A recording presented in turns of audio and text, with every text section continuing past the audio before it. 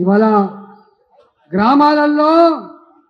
గ్రామాలలో ఆడబిడ్డలకు ఇళ్లలో టాయిలెట్ కట్టించే ఆలోచన ఏ ముఖ్యమంత్రి చేయలేదు, ఏ ప్రధానమంత్రి చేయలేదు. నా ఆడబిడ్డలు బహిర్భూమికి పోవాలంటే 3 గంటలకు 4 గంటలకు లేచి పోయే దుస్థితి ఉండేది.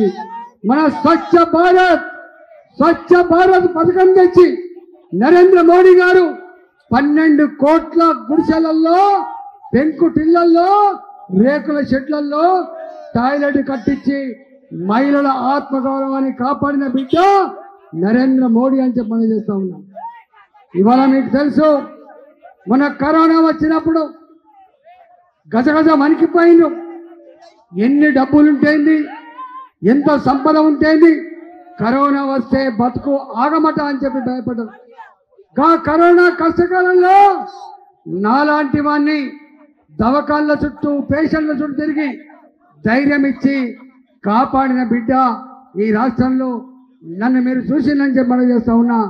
నరేంద్ర మోడీ గారు దేశంలో ధైర్యం ఇచ్చి కరోనా నుంచి కాపాడి వ్యాక్సిన్ హైదరాబాద్ ఉత్పత్తి చేసి 2 డోసులు మనందరికీ ఉచితంగా ఇచ్చి ఇవాళ కరోనా నుంచి బయటపడేసిన నాయకుడు నరేంద్ర మోడీ గారు అని చెప్పి మనం చేస్తూ ఉన్నాను. ఇవాళ మీకు ఈ మల్కాజ్గిరి పార్లమెంటు స్థానంలో మొన్ననే మోడీ గారు మల్కాజ్గిరికి వచ్చి ఒక మాట చెప్పాడు.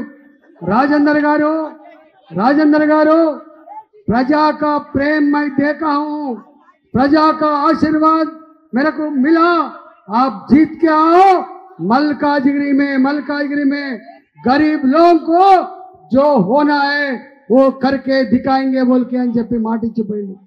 అంతేకాదు ఈ మల్కాజ్గిరి నియోజకవర్గంలో రోడ్లు లేకపోతే, డ్రైనేజ్ సిస్టమ్ లేకపోతే, తాగే నీళ్లు లేకపోతే, పిల్లలకు స్కిల్ డెవలప్మెంట్ సెంటర్లు లేకపోతే, ఉపాధి లేకపోతే అవన్నిటి మీద మీరు హామీ ఇవ్వండి, కట్టించే చేసే జిమ్మేదార్ మాదే అని చెప్పి మొన్న మోడీ గారు చెప్పింది. కాబట్టి నా గురించి 24 ఏళ్ళుగా మీరు చూస్తూ ఉన్నారు. నేను ఇక్కడనే అలవాల్లో ఉన్న 16-17 సంవత్సరాలు ఇవాళ శామిరిపేటలో ఉంటున్నా. కాబట్టి పేదల కష్టం తెలిసిన బిడ్డగా, ఈ ప్రాంత ప్రజల సమస్యలు తెలిసిన బిడ్డగా, ఆ సమస్యల పరిష్కారానికి ఇవాళ ఢిల్లీలో మోడీ ప్రభుత్వం ఉంటుంది. కాబట్టి నాలాంటోనిపై పైరవి చేయవలసిన అక్కర్లేదు, పరిచయం చేసుకోవాల్సిన అక్కర్లేదు. నా మల్కాజ్గిరికి మోడీ గారు ఈ సమస్య పరిష్కారం చేయమంటే ఆగమేఘాల మీద గంటలలో పనిచేయించే సత్తా ఇవాళ భారతీయ జనతా పార్టీ అభ్యర్థిగా నాకు మాత్రమే ఉందని చెప్పి మనం చేస్తా ఉన్నాం. ఇవాళ మీకు తెలుసు, నిన్నటి వరకు బీఆర్ఎస్ పార్టీ గొప్ప పార్టీ అనుకున్నాం, బాగా అభివృద్ధి చేస్తారని చెప్పి అనుకున్నాం. కానీ తేలిపోయింది, మాటలు తప్ప చేతులు లేవని తేలిపోయింది. కాబట్టే మన బీఆర్ఎస్ పార్టీని బొందబెట్టినాం. ఇవాళ ఆ నాయకులంతా కూడా ఆ పార్టీ వైపు, ఈ పార్టీ వైపు చూస్తున్నారు. కాబట్టి ఇవాళ వాళ్లకు ఓట్లు వేస్తే ₹1 లాభం లేదు. కాబట్టి బీఆర్ఎస్ పార్టీకి కారు గుర్తుకు ఈసారి ఓట్లు వేయొద్దని చెప్పి ఈ సందర్భంగా చేస్తున్నా.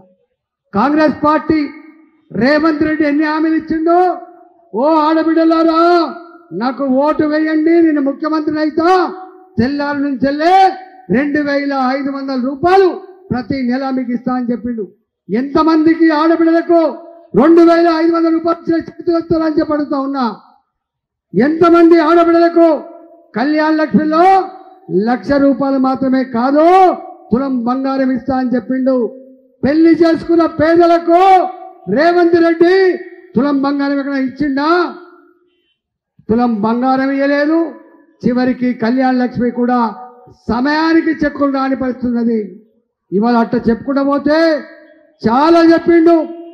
గ్రామాలలో రైతాంగానికి ₹10,000 రైతు బంధు బదులుగా ₹15,000 ఇస్తా అని చెప్పిండు.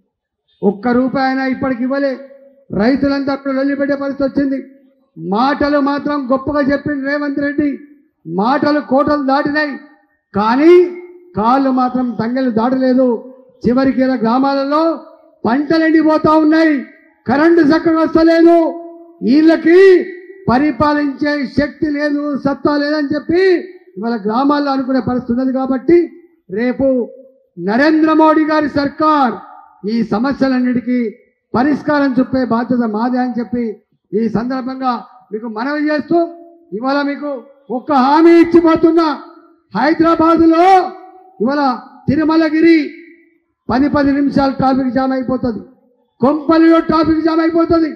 మొన్ననే మోడీ గారు ఒక మాట చెప్పిండు, మీకు కొంపల్లి రూట్లో అప్ టు మేడ్చల్ వరకు మెట్రో రైలు విస్తరించే జిమ్మదారి మాదే అని చెప్తా ఉన్నాం. రేపు అల్వాల్ దిక్కు నుంచి వెళ్ళి శామిరిపేట వరకు కూడా బ్రహ్మాండమైన ఫ్లైఓవర్ నిర్మాణానికి మోడీ గారి ప్రభుత్వం ఇప్పటికే మాట ఇచ్చిందని చెప్పి మనం చేస్తా ఉన్నా. ఇవాళ చెర్లపల్లి నుంచి వెళ్ళి ఈ రూట్లో పోయేటువంటి ఈ రైల్వే లైన్ ఇవాళ డబుల్ రైలుతో రేపు కొత్త రైళ్లు కూడా ఈ మార్గంలో ప్రవేశపెట్టబోతున్నామని చెప్పి ఈ సందర్భంగా మనం చేస్తా ఉన్నా.